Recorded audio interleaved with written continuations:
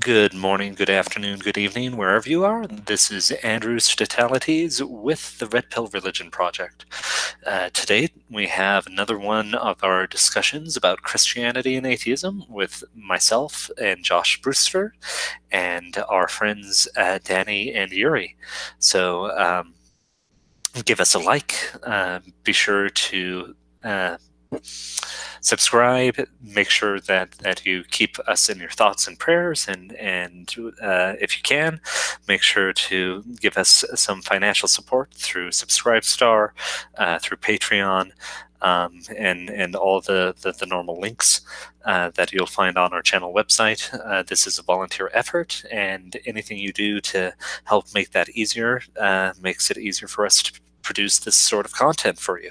So thank you again, and welcome to the Red Pill Religion podcast. Once again, I'm Andrew Stratalities. I've been with the project for a while. Go ahead and say hi to everyone, Josh. Well, hi, it's great to be here, and I'm looking forward to it. And tonight, our friends who are discussing the position of atheism or non-belief are Yuri. Go ahead and say hi, Yuri. Hey, what's up, guys? How are you guys doing? And Danny. Yes, thanks for having me. You're very welcome, and thanks for coming on. As you know, the title of this is Christianity versus Atheism. Where does the evidence lie? And the tradition here on the channel is for the guests to be able to choose whether or not they want to go first. So Yuri and Danny, my understanding is that you guys would like to take the first stab at things. Is that correct? Danny, do you want to do that? It doesn't matter to me. Yuri, you can proceed. Yeah, you have an opener. Okay. So yeah, I'll do an opener. Okay. My name is Yuri. My position on the matter is that I typically take a much more stronger position than most atheists. Most atheists tend to say that they lack a belief or they think that God is possible. I don't think there can even be evidence for God. I actually hold the position that the concept of God is incoherent. So yeah, that's basically my position. Didn't take 5 minutes, but yeah, that's it. Very impressive. That type of position is really rare in this modern world, and kudos for you for taking such a strong position. Danny, do you have anything to add? Well, I guess just to elaborate, the idea is that that if God's incoherent, right, we wouldn't expect to see evidence, but I think there's also if we were to grant that God exists, that it would be difficult in verifying that either empirically or by observations, as I say, evidence, as God doesn't generate any predictions, right? We don't know what we would expect to see if there were a God. After all, Christians want to say that God didn't have to create. So we could expect to see a universe. We could also expect not to see a universe. So the universe doesn't itself confirm the hypothesis. So I think Yuri's taking more of an angle that it's incoherent. But I would add that even if he's unsuccessful in doing that, I don't think there would be evidence, or we couldn't identify anything as evidence, even if he were to exist. Mm-hmm. That's a very thoughtful position. So I'll go ahead and give it sort of a quick summary of my position that is in contrast to that, right? And we'll try to find the sort of pivots in our positions where the fundamental disagreement lies. So my position is actually the classical theistic one, that there is a God and that the outline of his properties, not necessarily everything that can be known about him, but the properties that can be known can be reasonably articulated in a logical and coherent manner, and that there is evidence for God, but they rely on one fundamental assumption.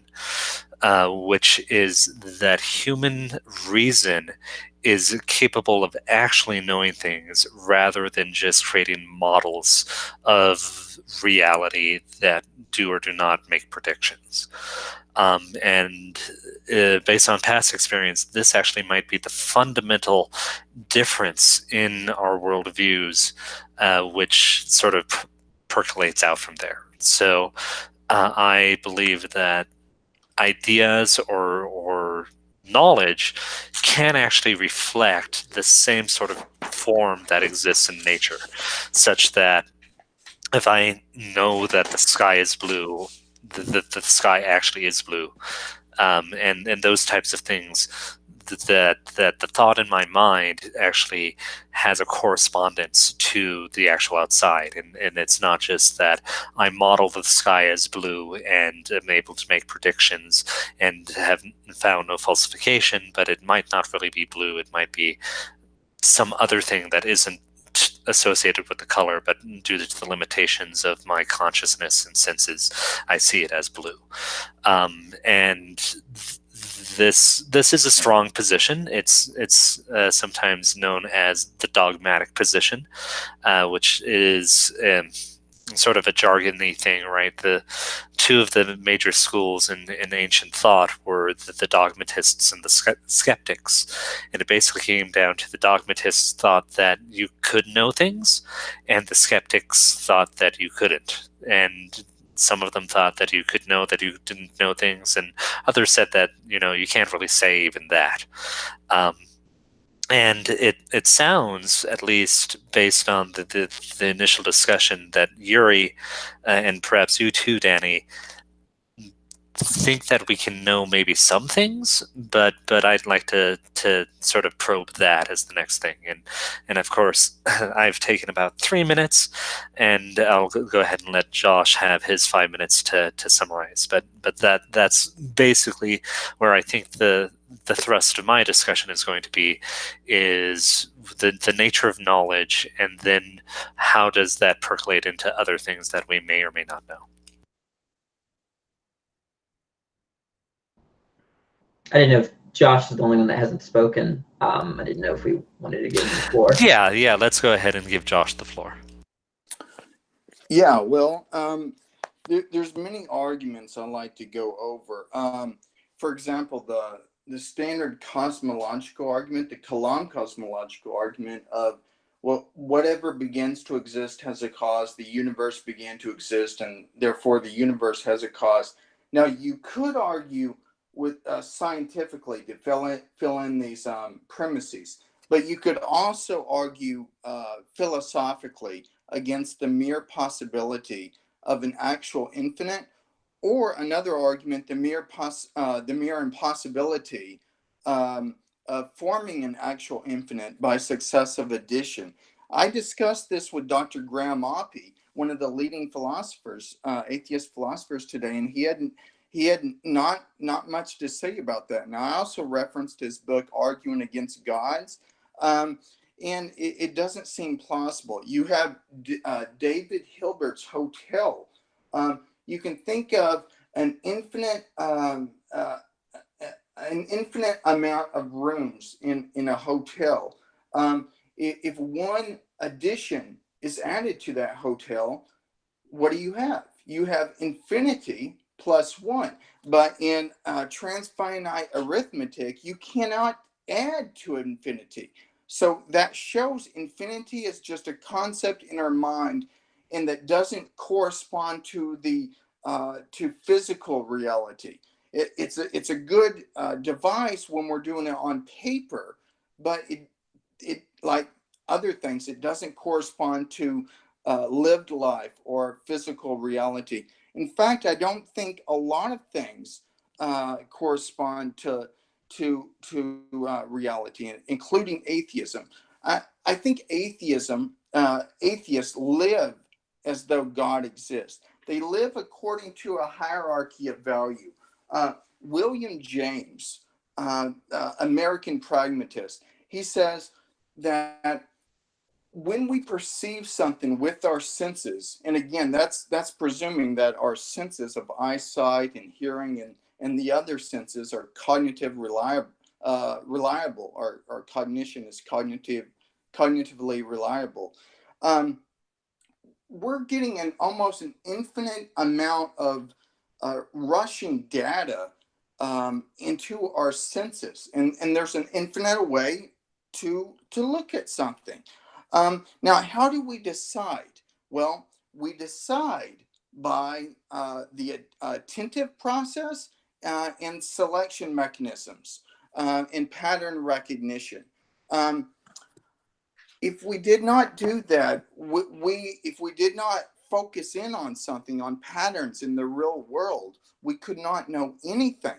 So a lot of these arguments for theism, the cosmological, the teleological, the moral argument, they have a long history. And I think atheists shouldn't be so quick to dismiss them. We all live according to a hierarchy of value. And throughout history, these arguments have become more sophisticated. So instead of the atheist trying to use, mere logic or pure reason, as Immanuel Kant in his critique of pure reason said, we need to look at history and philosophy and something that Thomas Reid said, common sense, the Scottish common sense school. I think that the atheist has a huge burden of proof, because I think God at the end of the day is a properly basic belief that we can immediately know. I'll pass it on to y'all. Yeah, so Danny or Yuri, whoever feels that they can make the next response. Okay, well, I think the Kalam cosmological argument has various problems. One of those being is that I don't understand. I think the Kalam leads us into atemporal causation, which I think is incoherent. But if we are going to run the Kalam, I would want to know why one would accept the first premise. So if we want to go over to Kalam, I guess I would ask that. Okay, Josh, do you want to do this, or do you want me to? I guess I will. So the first premise is that which begins to exist has a cause. Right, yeah, why would I accept that? Okay, there's a really quick way that we can look at this. So let's assume that is not the case, that which begins to exist does not necessarily have a cause.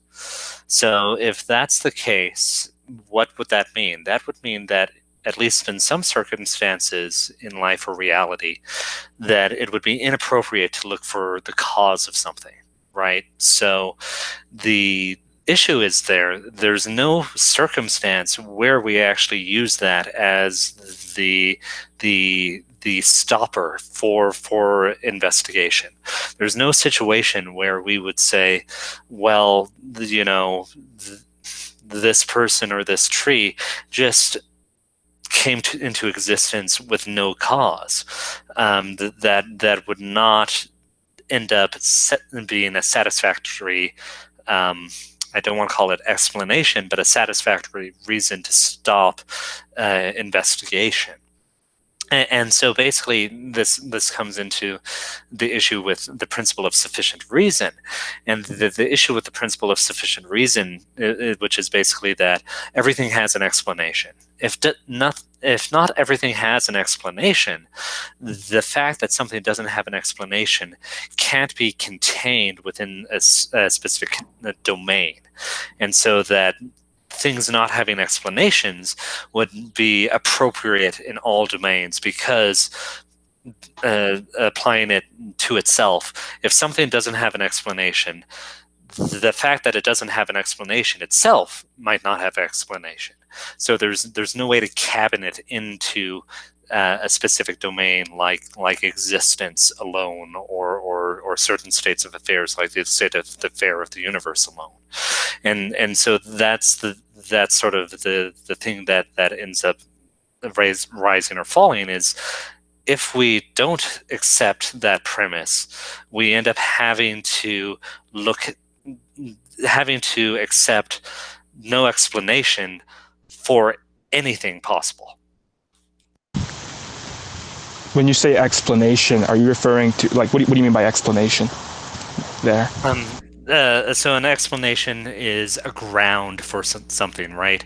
It's a rational precursor to a state of affairs, and there are ways to look at this with regards to causation and sort of the Aristotelian sense of causation, and there are also broader ways to look at this in sort of like the logical precursors of things. Well, presumably, I would think you guys hold to the position that God calls time, right? I don't know what that would mean, but God is the ground of time. That's certainly true. Can you? I don't understand how you're using ground there. Can you explain that? Sure. Cause means, in sort of an Aristotelian sense, that A causes B. The issue is that God isn't an object among objects. Instead, God is more like being itself, or to use very precise language, God is the ground of being. That is, God is that which being relies on for its quote-unquote existence, if you can say being exists. So in the same way that being does, time does. So you're saying that time grounds itself?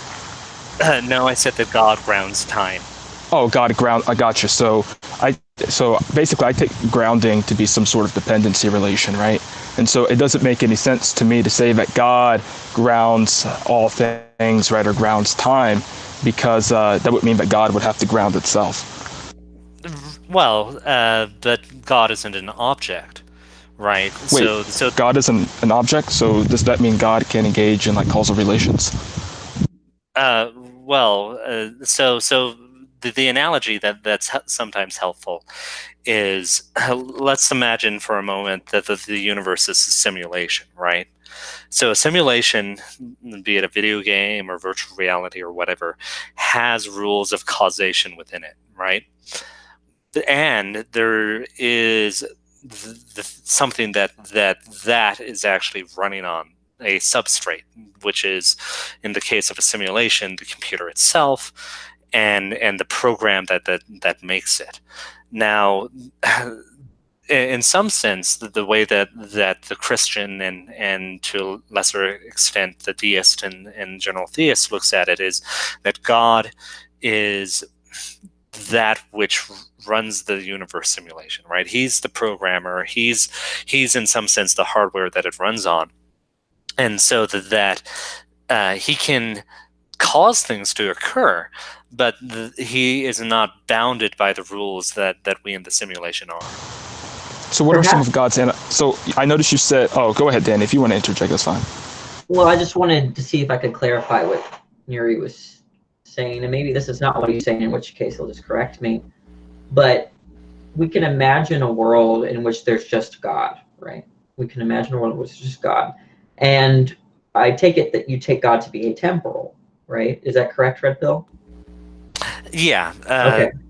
So then, so what that would mean is that in a different world in which there are other concrete objects, let's say like a universe, there would be time. Whereas that of the original world where there's just God, there would be no time. So in some sort of way, God explains the existence of time. Now, I take an explanation to be a kind of causal connection. And I think the problem that Yuri wants to highlight is that it's hard to conceptualize what causality is without bringing up like an event. An event is a temporal notion. So I think is that somewhat what you were going for, Yuri? Yeah, that's what I was trying to segue into. Yeah, exactly. Sure, and it is hard to conceptualize that, right? And part of it is we are actually basically at the limits of human language and logical tools when we start talking about God, right? Because the God is unlike everything else, and that's why it's a important question, right? Is that God is unlike everything else, and so and this brings up two questions, right? Is that if God is unlike everything else, are we able to know or grasp things about God using our cognitive abilities? Or if God exists, does that mean that, or in the loosest sense of exists, does that mean that he has to, in some sense, give any knowledge that he can about himself to us? And so I guess the to answer your question, Yuri, it is hard to think about time having a cause or a dependency that is not time, but that doesn't necessarily mean that that is a incoherent concept, because we're able to use more broad understandings of things like grounding to have some understanding of this. What do you mean? I don't understand what you meant by the last part. Because presumably, if you were to present the concept, right, and I refute or show how that concept is incoherent, because what we were trying to get at, right, if time has an explanation, right, or cause, and God engages within causal relations, right, and I take causal relations to be some sort of temporal notion, I don't see how basically the two can interact. So if I show how that doesn't work, it doesn't. Maybe I don't understand what you mean by broader understandings of grounding. Sure. So, and this is why I basically took issue with the use of cause, because, like you said, a cause is a temporal event, but the relationship to God, to creation, isn't necessarily temporal in nature, because God. What does that mean? Well, you just articulated it, that that it's incoherent for an atemporal agent to be the cause of time, because the atemporal agent is outside of time, and that causes are events, and events exist in time. But you take Let me creation to be a causal notion, right? well hold on. Let me get in here. There are two ways to look at this, and Andrew here has one kind of way. Think of God as timeless. I believe that's his view. Mine is that God is in time and needed to produce a temporal effect. Uh, so I think the cause and effect would be simultaneous to bring about the universe. Now, look where the atheist, if he doesn't believe that, look where he has to go. He has to believe that the effect came about at the Big Bang without its antecedent cause. That would mean that the universe came into existence uncaused and out of nothing, which, if we're going to think reasonably with common sense here, we have to presuppose some ground of being, either the way Andrew construes it or the way my atemporal understanding of God construes it. I do have a question, actually. If you think God's in time, then I think that infringes upon his aseity, as time would be necessary. Surely you believe God is a necessary being, meaning that he exists in all worlds, all possible worlds. And that would also mean that if God's in time, that time is necessary. How does that infringe on God's necessity? Because no, God's aseity. God's aseity. Okay. How does that infringe on it? Could you give a sort of a layman's explanation for our listeners of aseity in this context? Yes. So the idea of self-existence is usually solely attributed to God, right? That when we talk about God's necessity, God's aseity, that these are usually just properties that are exclusive to God. And I think that if we say that something like time is a kind of concept in which is present in all scenarios, as I say, in all possible worlds, then suddenly it also, both of those properties are ascribed to time, which means that God is not the only object or concept out there and which has the property of necessity and self-existence. Yeah, I don't see how that's a good argument. I'm trying to conceptualize that. I really don't see how that's a good argument. Well, do you think time is necessary?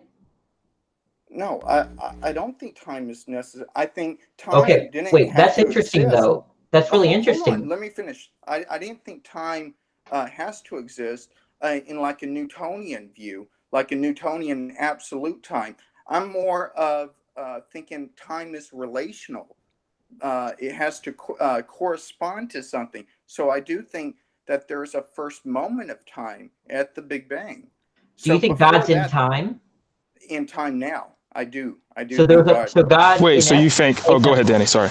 Like you think God's atemporal then? Because you said you disagreed with Mr. Red Pill about God being atemporal. Or maybe I misunderstood you. If you could just clarify. God is timeless, sans creation, but in time subsequent to creation. If it's possibly true, as Immanuel Kant's illustration of a billiard ball resting on a pillow from all eternity, if that's possibly true, then God is in time simultaneous with the cause or the first instant of the universe. So that escapes your dilemma.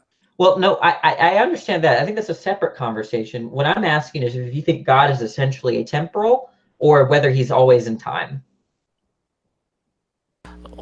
Well, Wait, yeah. There's a a little distinction that we might want to narrow on, and I'm a little unfamiliar with Josh's exact views on this. But when you say God is in time, do you mean that God acts in time, or has some of his being in time, or can you just sort of elaborate on your thought on that?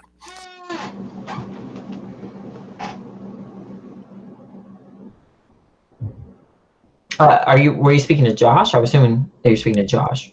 Yeah, I Yeah. asked Josh to sort of elaborate. I think that this is sort of the bone of contention. Well, I think God had a timeless intent from all eternity to create a temporal effect. So it's not that God, took a second to decide to create a temporal effect, but God had a timeless and changeless intent to create a temporal effect. So the temporal nature of the universe is just God. That temporal effect come into realization.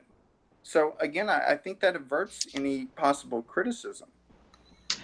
The what I had asked was about God's attributes, right? Do you think God is necessary? You don't think God is necessarily in time. Is that correct? God did not have to create the universe, no, and then Okay. there would be no time Okay. because So then I because think I view time as relational. right. So then there's no confusion. The idea is that I presented two possible worlds: a world in which there's just God and no creation. There's no time there. Yeah, I'm Okay. not. I don't buy those possible worlds because Are you a I necessitarian? I don't know if there can be possible worlds. wait. So are you a necessitarian? Do you believe that there's only the actual world? I don't know. I don't know if that's what if I'm called that, if I'm Well, do you referred just to believe as that that. there's an actual world? You don't have to call I'm yourself a an necessitarian. I'm an anti-realist when it comes to this. I don't think our understanding binds to that. I think God Yuri had and a I are had a not. free choice. Yuri and I agree with you that we're not modal realists. We don't think that all worlds are some actualized. We don't. We agree with you there. So why not But look at the Right. We're effect just saying instead when of we say wait, possible world semantics, we're just referring to the way things could have been. okay.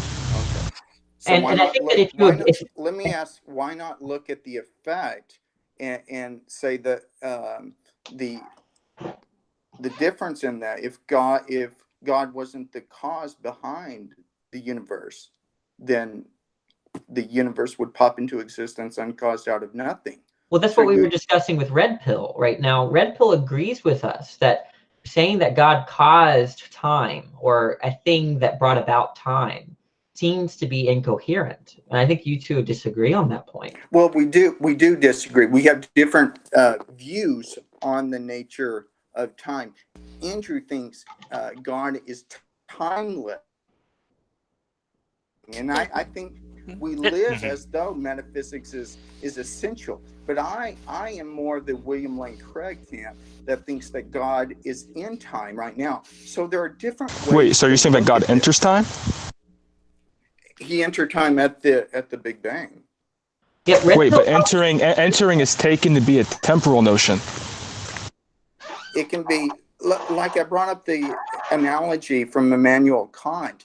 The billiard ball would rest from eternity on the pillow, and that's why Immanuel Kant came up with the notion you can prove God created the universe, but you can also say that the universe is eternal.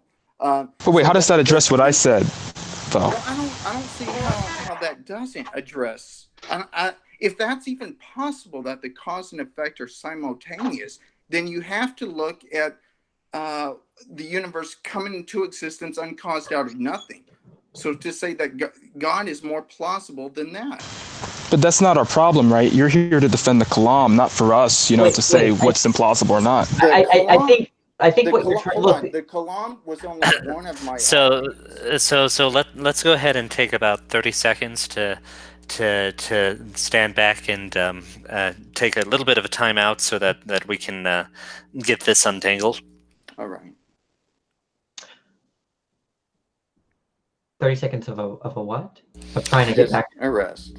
Oh. Yeah, just a rest, and I'll attempt to guide the conversation again. Now, I just hope we don't, focus only on the Kalam, because I also presented 4 or 5 other arguments. Yeah. So I presented some arguments as well regarding God's incoherence. So it would be great. Yeah. So sure. Yeah, we should move on. Yeah.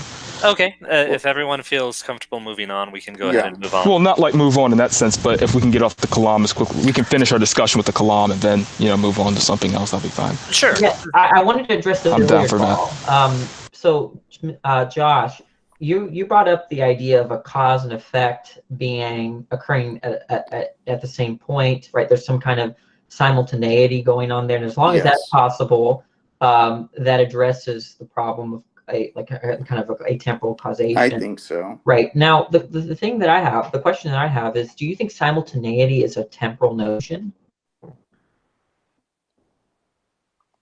That the cause precedes the effect? No. Well, when I say something that simultaneously happens, that just means that it happens at the same time. Do you agree? Yes. Okay. The cause and effect happen at the same time. Here's the problem. We know that the cause is atemporal, right? We know that God is atemporal. So there's the cause, which is not in time, and then the effect is creation, where there is time. Could God have... Wait, I'm almost done. I answered that, but I haven't finished. How do you know how to address it? So yeah, let Danny finish, please. I'm sorry. Okay, so the point was, if simultaneity means occurs at the same time, then we have the cause, which is no time, the effect being creation, which is time, happening at the same time. That's a contradiction, right? Exactly. You have a point where there's no time, you have a point where there is time occurring at the same time. So I don't think the billiard ball... Okay, go ahead, you can address. Let me try to finish. I'm sorry to repeat myself, but Immanuel Kant, he anticipated this criticism in his billiard ball on the pillow and his critique of pure reason. And if God has a timeless intent to create a temporal universe, there isn't a time before the effect arises. The temporal universe at the Big Bang 14 billion years ago would just be God's intention of creating a universe. So because God has unlimited resources, he doesn't have to do something where the cause precedes the effect, but can do it simultaneously. So that would avert that criticism. Did God bring about the intention? Did he cause the intention? He had it from eternity past. So he's always had the intention.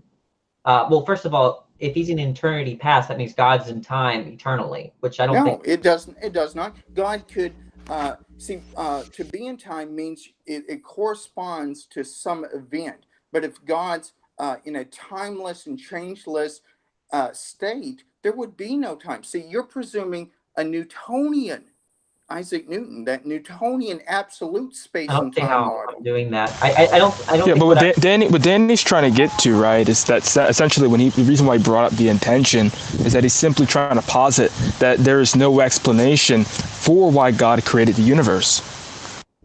But we do posit an explanation. I mean, What would be the explanation for that intention? well, I mean, Why couldn't God have a timeless let me intention? finish, please. All right. The Christian understanding is God's grace. I don't see how that explains anything. Can you exposit that a bit more? Well, I mean, that's literally everything, right? That through God's self outpouring is creation maintained and created, and the sins of the world remediated.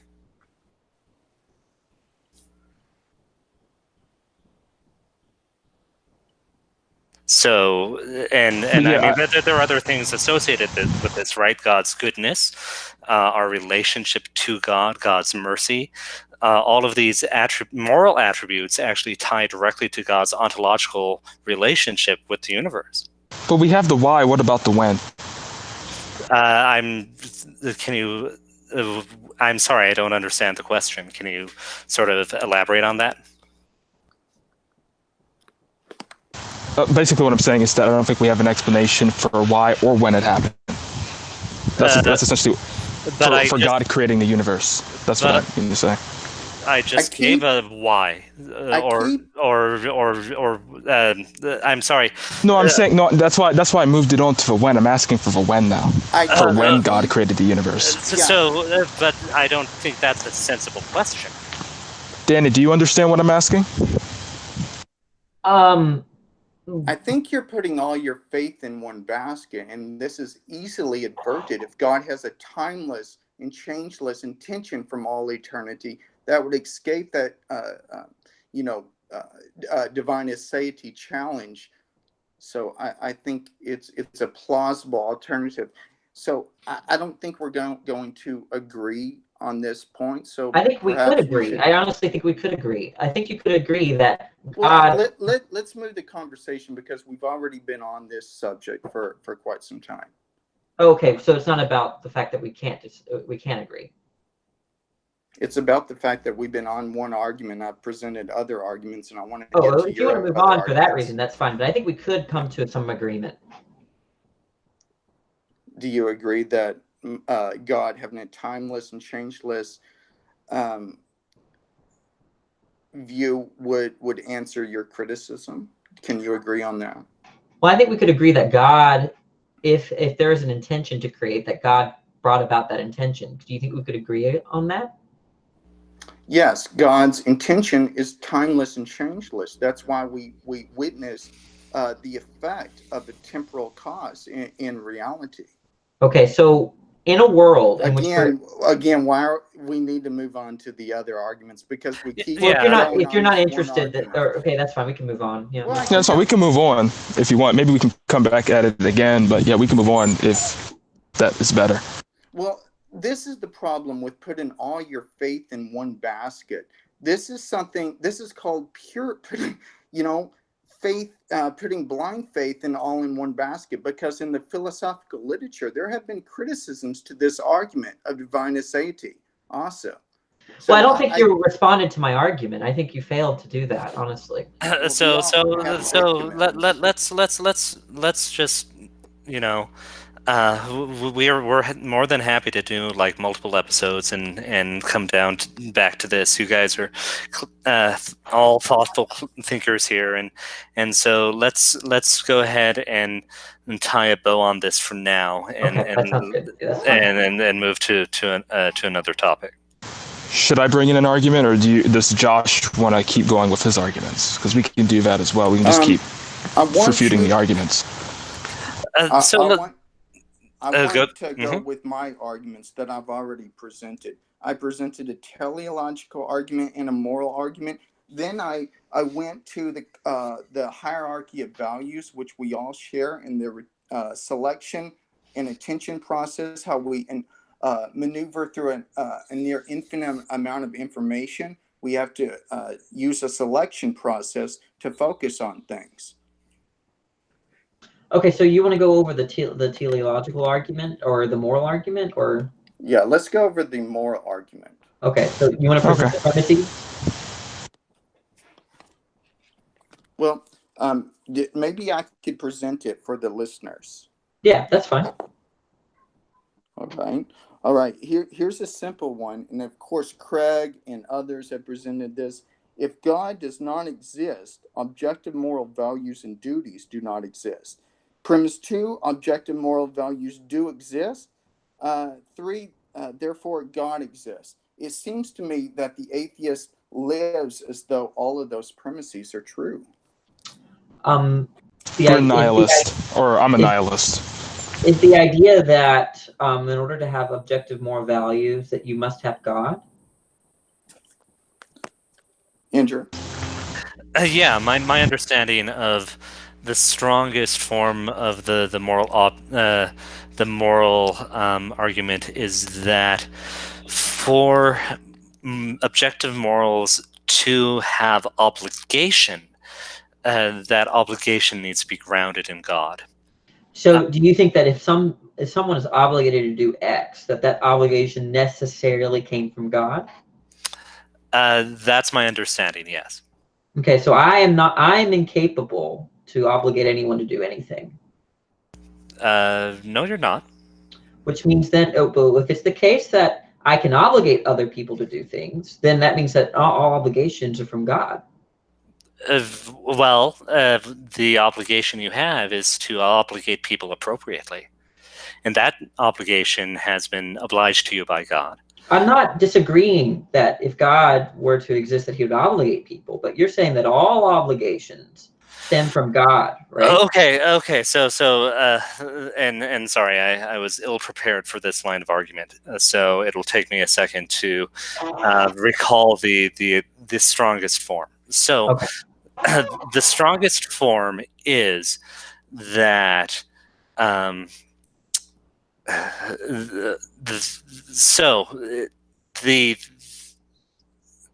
Okay.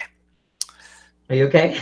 Yeah. I'm just thinking of how to articulate this in a succinct and simple way.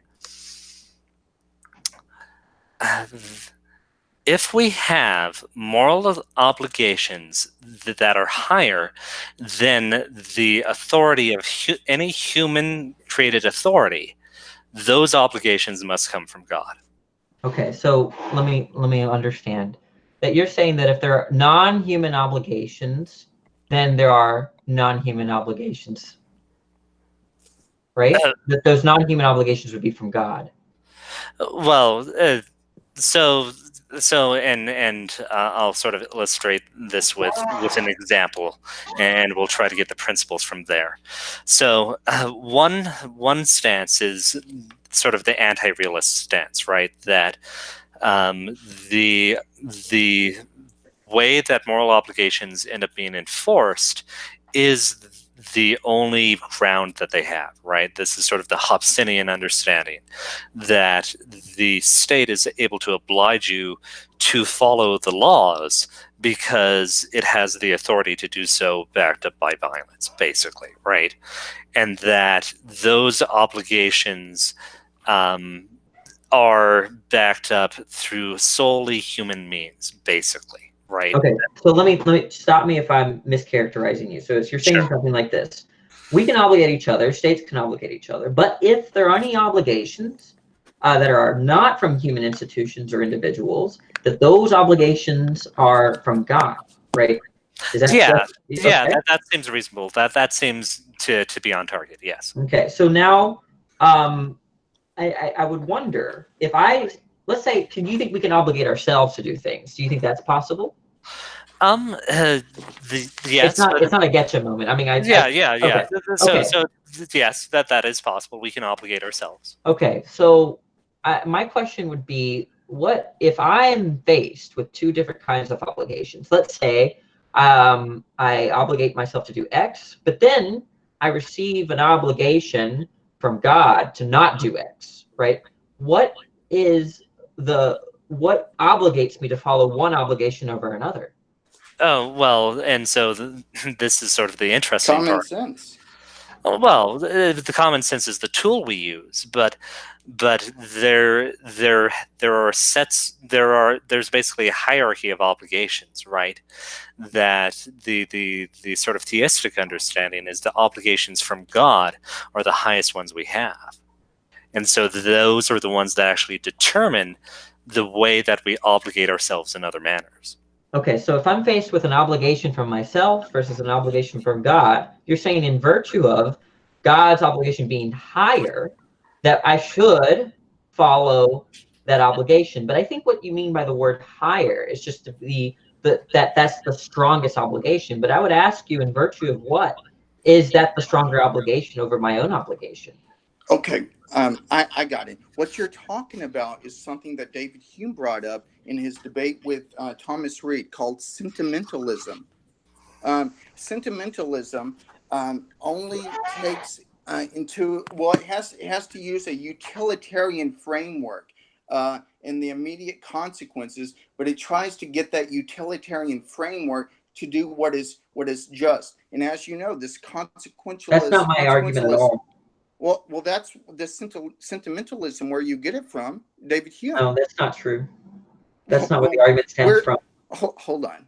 Where do you think you get this? Bro. Yeah, let's sidebar the sentimentalism for a moment or set it aside. So the question, Dana, you asked was, in virtue of what is this obligation stronger than the other? Yeah. And so the answer to that is the highest good there is, right? Which to me, or which in the theistic framework is being itself. But that okay, well, it seems to beg the question there. But let me just preface it with this. I will agree that intuitively I would obey God's obligation over my own obligation or anyone else's obligation to me. I agree with you there that if some being, some God commanded me to do X when I wanted to not do X, that I would just feel like I should obey that deity, right? But especially why is that? like the Christian God. Why is that? Well, there are multiple possible explanations, but that's not the important facet of this. Well, hold on. What I'm trying to say. Wait, I'm almost done. Is there a way you could possibly answer that for me? Well, it could be that I'm just disposed. I mean, it doesn't really matter. The point is that that's not going to serve. Josh, please stop interrupting. All right. The point is that my intuition or your intuition that God is the highest good, that it just seems that way, is not going to be an argument. What I would be looking for is that why is it the case that God is the highest good instead of my own authority being the highest good, right? And I would already agree with you on that it seems that God would be the highest good, but I don't think that's a justification for saying that he's the highest good. I directly perceive God to be the highest good. Well, you understand that intuition is a kind of perception. Sure. Okay, so, and I think we do agree that intuition is not going to serve as a justification. It certainly will under the right conditions. Yeah, why not? We have to trust our intuitions. If I have the intuition that I'm the highest good, instead of God, that I am the authority of my life and not anyone else, you wouldn't say that's true in virtue of my perception that I'm the highest authority. We have defeaters for that, though. Oh, well, I'm glad. I'm open. That's what I want to hear, I suppose. Yeah. So, okay. So let's assume that you're the highest authority in your life, right? Okay. So the two questions are, does that both lead to good things in itself, and is it perceived as good in itself, right? So it seems to me that if we think carefully about that, that would not actually always lead to the highest good. If you don't have perfect moral character or perfect moral judgment, using yourself as the highest moral authority would not lead to the correct outcomes. Okay, so let me make sure I understand you. I like that. Okay, I'm asking what makes it so that it's false that I am not the highest good, that my intentions are not the highest good, that some maybe like God's are instead the highest good. And you're saying because it doesn't bring about the highest good. And I think more specifically, you said the best possible scenario or outcome, right? But to say the highest good is just to say the best scenario outcome. So I think you're begging the question there. Well, okay. Okay, so you're saying that the best outcome is you doing. Okay, so in this scenario, the person claiming the best outcome is whatever outcome comes from me doing what is right, or Wait, what can you repeat that? that the person who is claiming their own authority is saying the best outcome is that which I choose, basically, right? That's what it sort of comes down to. Yeah, their intentions are the highest good. That's what they're claiming. Okay. Rather than God's intentions or God's desires. To desires, intentions, I take them to be the same. So Okay. So then we have to ask a couple things, right? So they're claiming that is actually the highest good.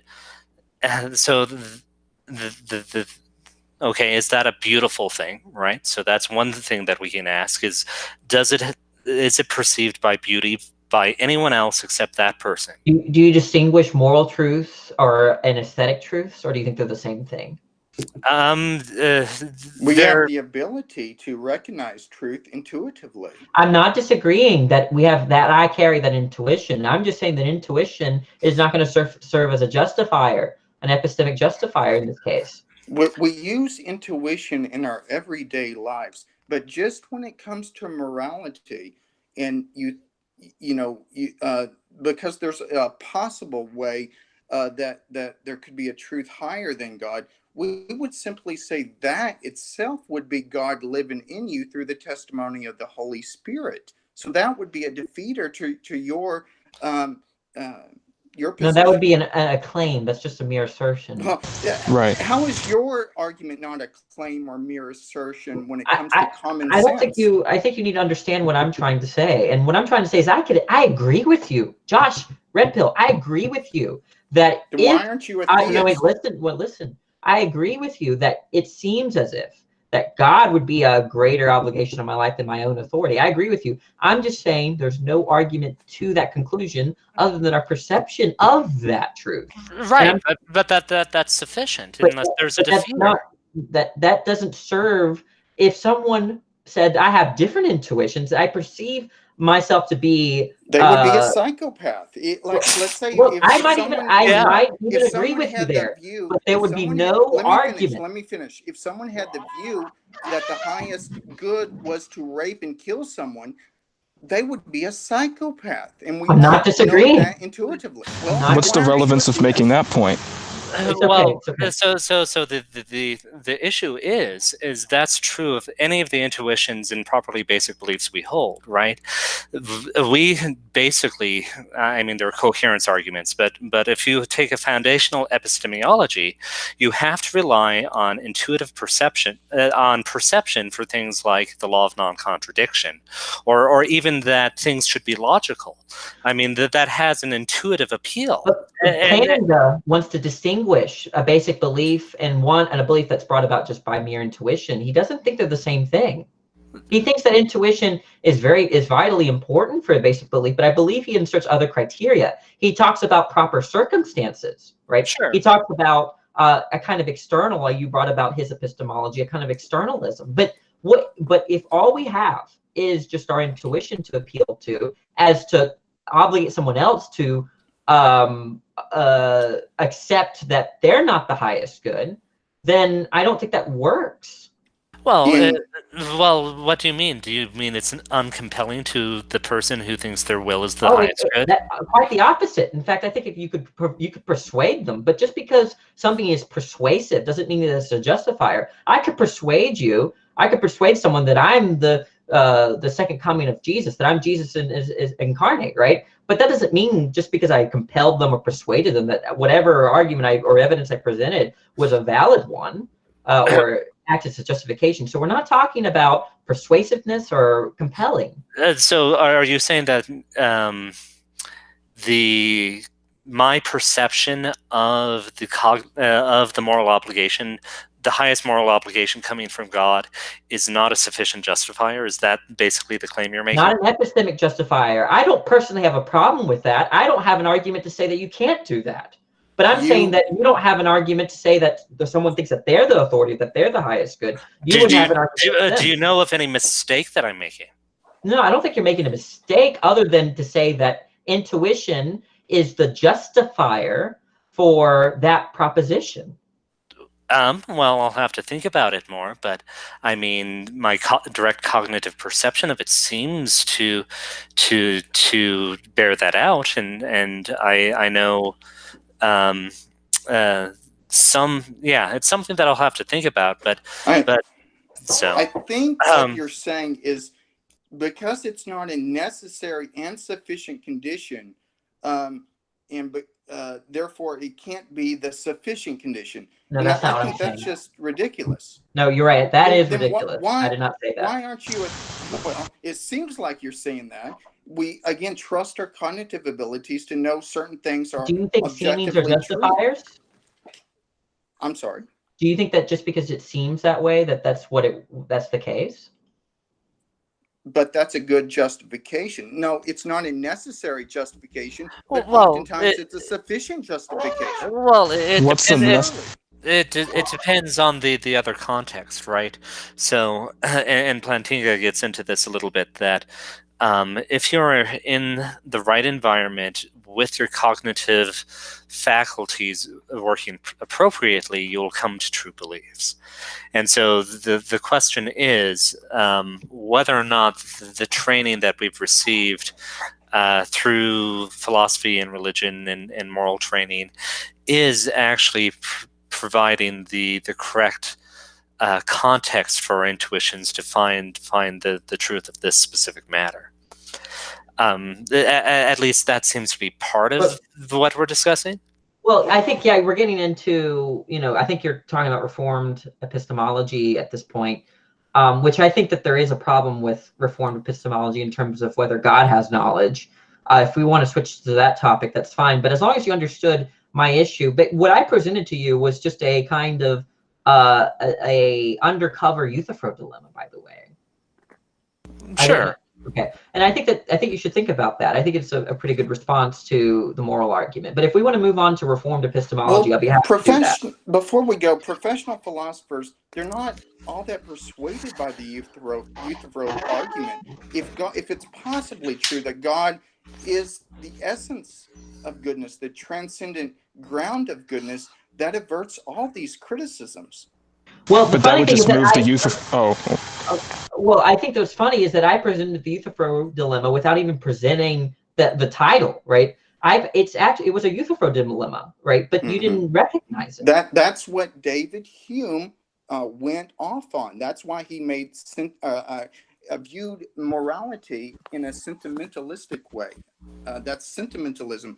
Thomas Reid responds to David Hume and says that would require, out of necessity, a utilitarian or consequentialist ethic.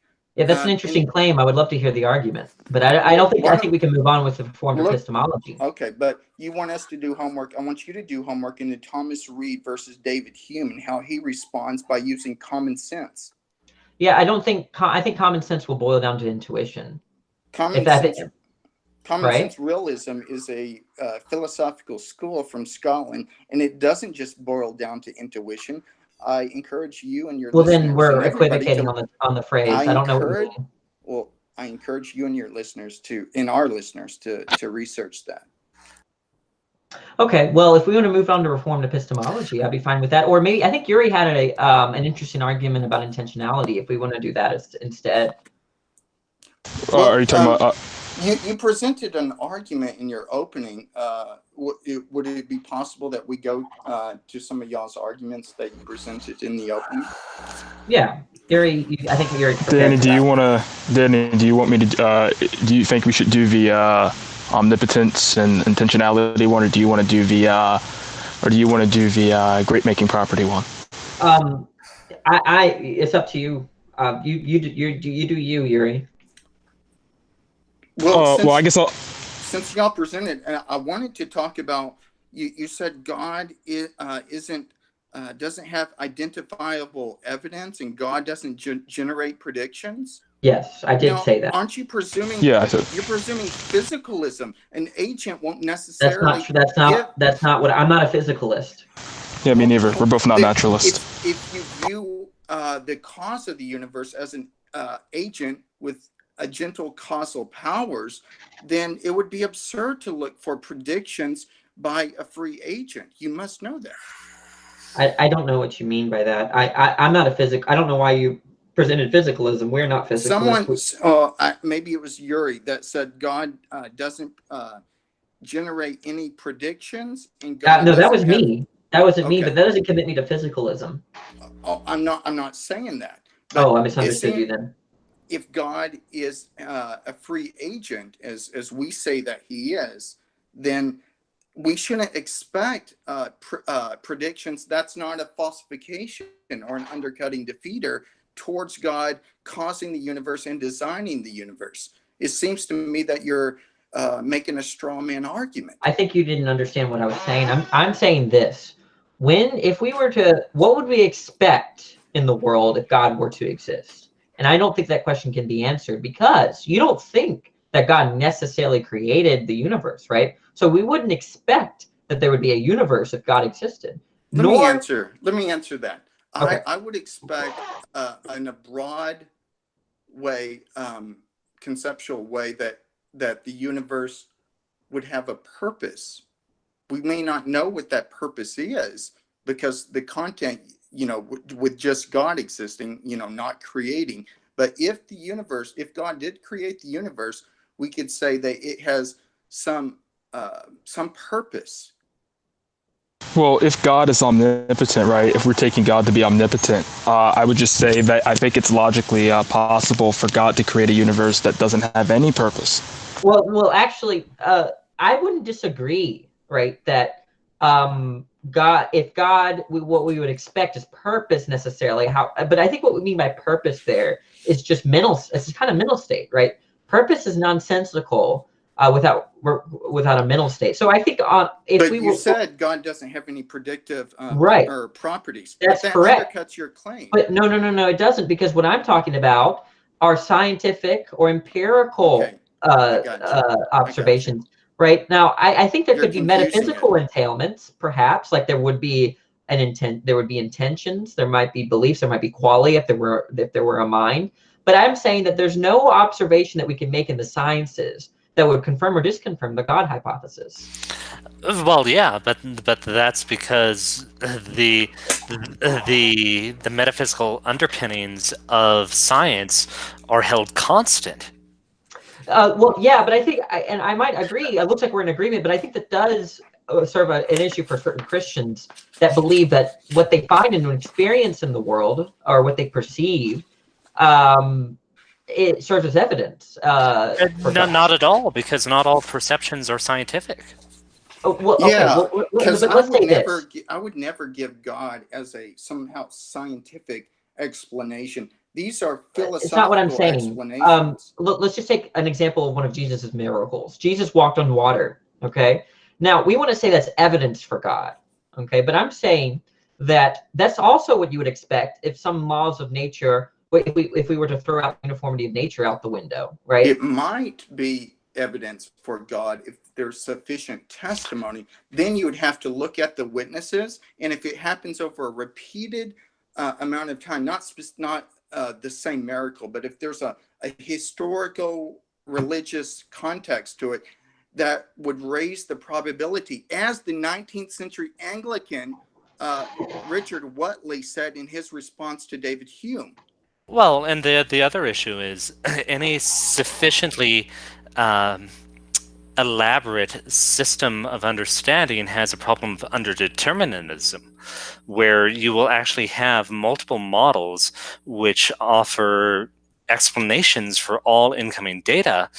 And the question is, which model do you choose? And that ends up being based on what priors you have, which are outside of the models themselves. I think I'm not being understood, and maybe I wasn't clear. I'll use a different example. I've had some friends or I posed this to some Christians before, that if we saw life on Mars, right, would that be evidence against God? Okay. And I had a clever answer, right? They would say no, but if there was no life on Mars, would that be evidence for God?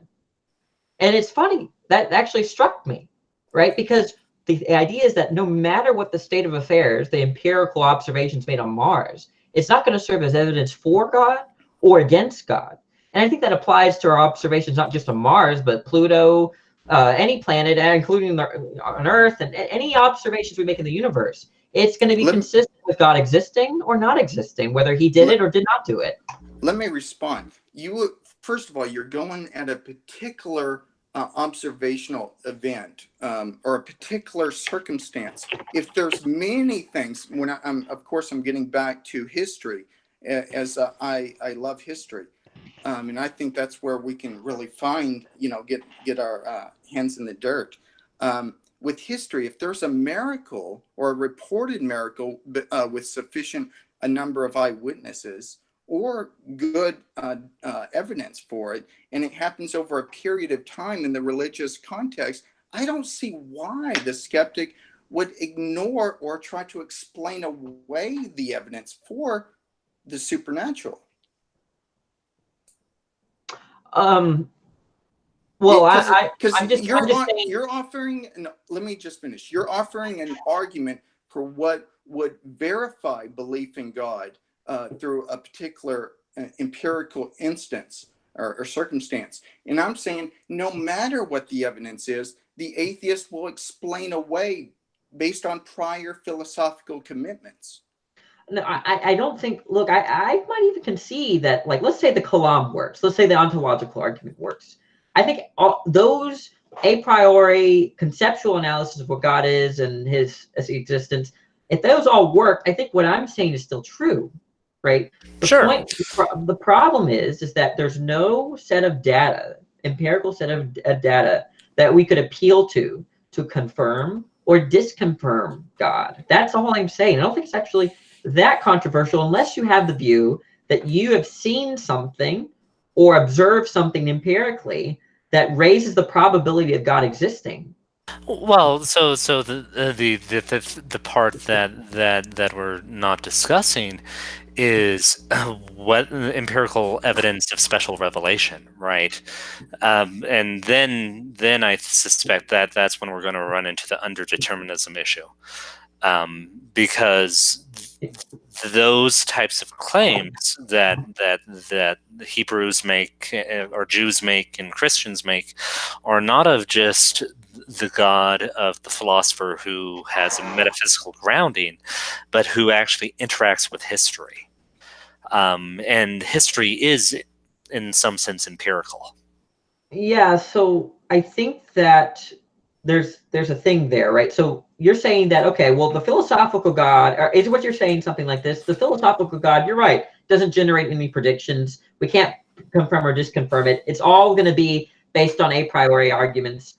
But you see, we're not talking about that God specifically, right? We're talking about the Christian God, right? Who has certain beliefs, who made certain alterations to history. We can appeal to the historicity of Jesus or whatnot. That for some reason, the Christian God does generate predictions, and the philosophical notion of God, the omni-God, in which we speak of when we're talking about something like the ontological argument, does not generate predictions. And I want to hear the argument as to why there is that difference more specifically. Can I go into predictions? Because Jesus, if it's true, if the resurrection is true, Jesus predicted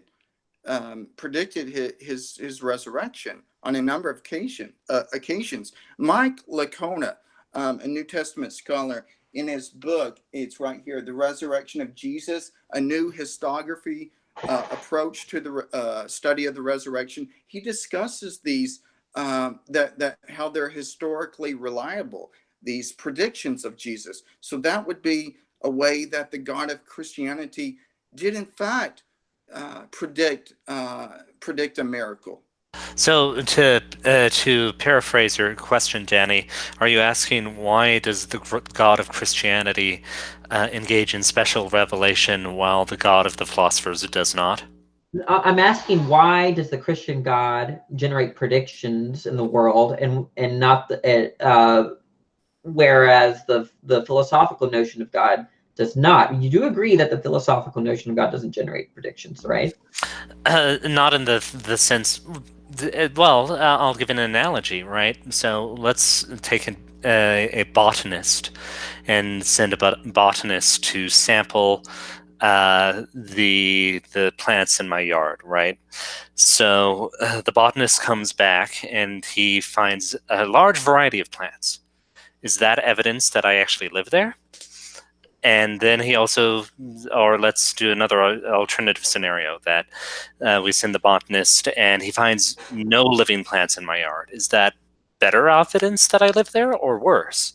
And part of it is the empirical evidence that science is good at doing basically takes all of the issues that are associated with the problem and sets them aside, and that they don't really give that answer. And I agree that both the Christian concept of God and the philosophical concept of God don't have that similar relation to science in general. The question ends up being is, with Christianity and Abrahamic faiths, whether or not what is the special revelation of God and what relation does that have to God's existence, right? So, and I'm sorry if I end up repeating myself, but that's the thing, is that these the Christian God does make predictions, but they're historical predictions, Mhm. not scientific ones. So let's talk about the botanist. I think that my objection actually applies to some to really, my objection covers all intentional explanations. That's the problem here, is that minds, even human minds, don't generate predictions either. That what we do when we say that, oh, if I if I was driving and let's say I see a row of soybeans, right, that seem to be planted in a deliberate way, right, that I'm drawing on my prior probability, right, but I'm not evoking a kind of scientific law or theory. Okay. So I think that's the problem with intentional explanations. And I think in the case of God, it's even worse because we have no prior probability with God. Really, all of our prior probability that we're drawing from is from our other interactions with human beings. So I think that my criticism with the botanist, no, just because you have a botanist in a house it wouldn't generate the prediction that there would be a nice array of flowers and fruits or whatever they do in the backyard, in the front yard, in the side yard, right? There's that in either case, either whether you see plants in that nice array or not, that's not going to confirm or disconfirm a botanist living in the domain. Sure, but the issue is what type of evidence or what type of priors are you taking there, right? I mean, the lack or dearth of plants there might not say whether there's a botanist, but the fact that there's like a botany journal there might, and that's empirical evidence. And so I guess the fundamental thing is. And part of it is intentionality and design are different, but they tend to get conflated. No, I don't think they're that different, actually. If I could just come in, it does seem that you have an almost you're trumping up the criteria of predictability, but there's also other criteria that make an explanation superior, like explanatory scope and power when it explains different types of data. Now, to discount intentionality in our everyday lives, we don't just plainly give a scientific, explanation for why your car is not starting, and we don't say because the internal combustion. We might say because it was snowing the night before, maybe became frozen. So we're using something called abduction that explains all of the evidence and the inference to the best explanation, not whether or not it meets the criteria of predictability.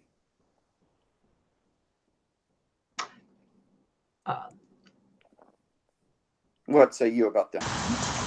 Well, should I go, Danny? Yeah, go ahead. Yeah. Yeah, well, I'm just curious, right? I take intentionality to be dependent on the physical, right? So I take it to be a behavior of some type. So if God has an intention to do something, right, we should be able to see that behavior somewhere, right? Since there's a dependency relation between the intention and the behavior, right? If I grant you God being an agent. Well, see, I thought earlier you said you weren't a physicalist, but I'm but not a now, physicalist. but now I'm it not a seems phys. like I'm now not it a seems like you're physicalist. implying that because I'm not if a it's no. Can I if speak? no, let me finish. Because I'm not a physicalist, right? I'm a non-naturalist. I'm a dualist, in fact. I think there's a dependency relation between the mind and the body. I take intentionality to be immaterial or not reducible to the physical, but I think there's a dependency relation between that which is immaterial and that which is physical. So I'm not a physicalist. Do you intend to think? Do I intend to think? I think that's already self-explanatory. Okay. Can you please explain it for the audience then? I think thinking or having beliefs, right, is constitutive of me having an intention. Okay. Are thoughts and beliefs necessarily instantiated in the physical? They're dependent on the physical, right? But I take thoughts and beliefs to be immaterial. So that's one example of intentionality that leads to another immaterial thing. What you're talking about? So the fact that you don't see physical behaviors in the universe doesn't necessarily imply that the mind running. No, in order for you to have an intention, a thought, or a belief, you have to have some behavior or some sort of thing that's reducible to the physical. So, like, dispositions would be behaviors. That's not how we look at the world. We don't look at the world and try to reduce everything. In fact, there are lots of phenomena in the world where if you try to reduce it to the particular things, to atomistic things, you would be insane and be a sociopath. I'm not seeing the relevance of that. Can you explain that a bit more? In our everyday lives, we live as though mind and body are two different substances. Now, they work together and they're closely aligned. We both agree on that. But that is called dualism interactionism, where brain states can cause the mind, have an influence on the mind, and mental states can cause things in the external world. So if you're looking at it simply from a phenomenological perspective, you're not going to jump to the conclusions that you and Danny jumped to. You're going to be a dualist interactionist. What's your point? Danny, do you understand? Maybe I'm lost or missed something. Danny, do you understand what he's asking? Well, first of all, Josh, do you take us to be physicalists about the mind? No, when Yuri first started talking, it seemed like that, but he corrected himself. Oh, okay. Well, we have no problem with the fact that the mind is irreducible, or at least beliefs are irreducible.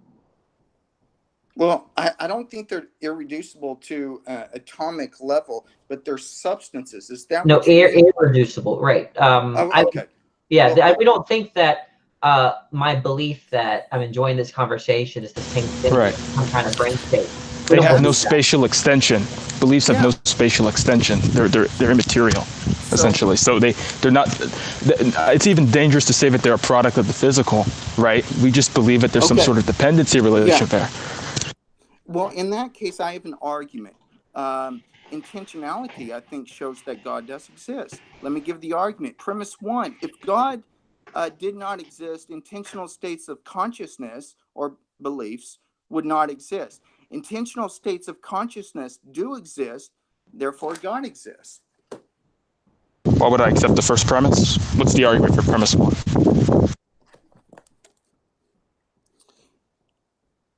Okay. How could an intentional state of consciousness exist without God? That's burden shifting.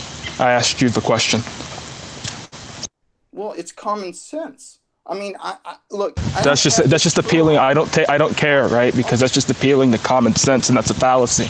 I'm asking you to justify your claim. If you said that to Thomas Reed would have a heyday with you. That's just name dropping.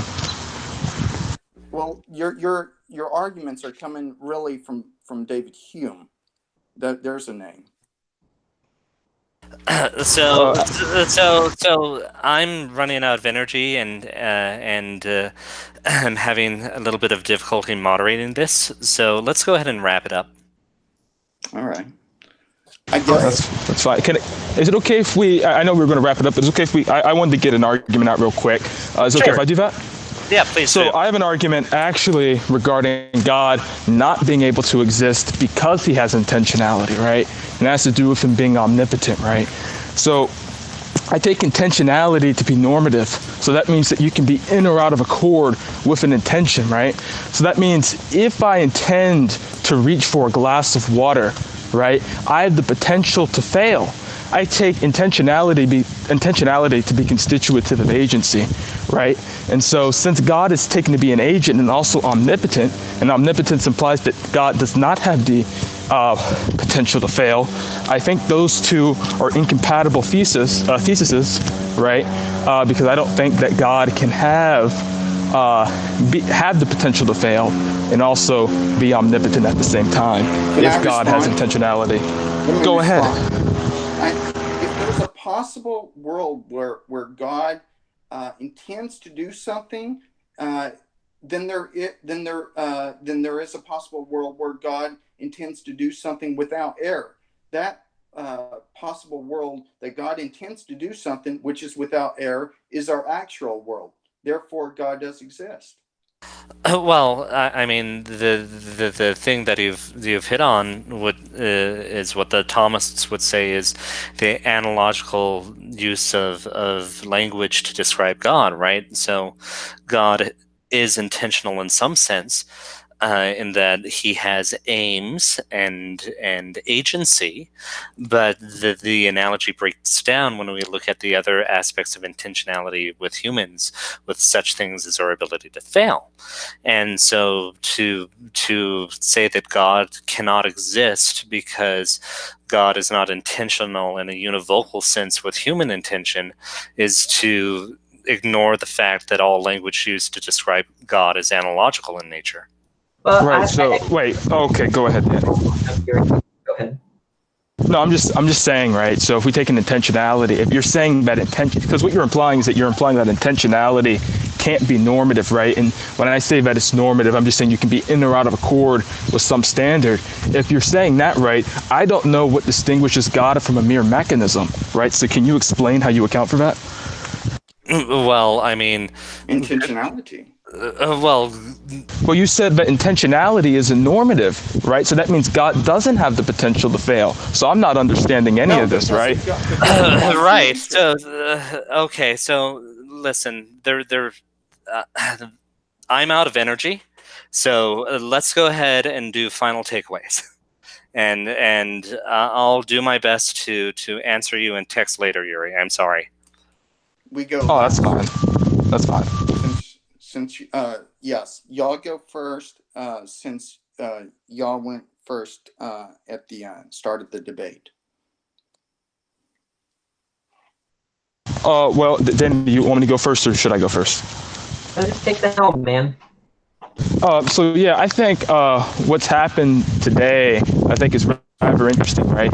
I think that we've had a fruitful discussion, but I think some of my questions regarding God, especially at the end, I don't think got thoroughly answered in this debate, and I wish it did so the audience could see, but that's fine, right? Andrew already said that he would get back with me, right? But overall, I think that this debate, was rather fruitful.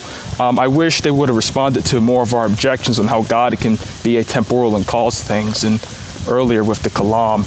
But other than that, it's fine. Danny, would you like to add anything? I think, just one more thing. I think this has been, a fine discussion and everything. Other than that, I cease the mic. Yeah.